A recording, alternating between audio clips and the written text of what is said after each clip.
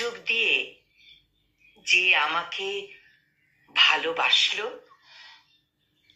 আমি যদি তাকে ভালোবাসতে না পারি, তবে সে দোষ তার নয়, সে আমার সম্পূর্ণ ব্যর্থতা।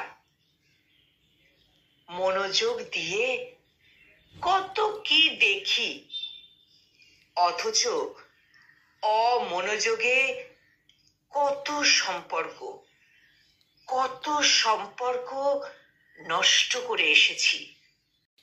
মনোযোগ দিয়ে দেখি না বলেই বুঝতে পারি না কার বুকে কতটা অভিমানের পাহাড় জমেছে। অথচ নিজেকে মূল্যায়ন করতে আমরা ভুলেই যাই। শতভাগ বিশুদ্ধতা কারো মধ্যেই থাকে না। এই সত্য জেনেও আমরা নিজেকে ঠিক বলে মনে করি। অন্যের অভিমান বুঝতেই চাই না, অথচ তার একটাও অভিযোগে ফোঁস করে উঠি আমরা।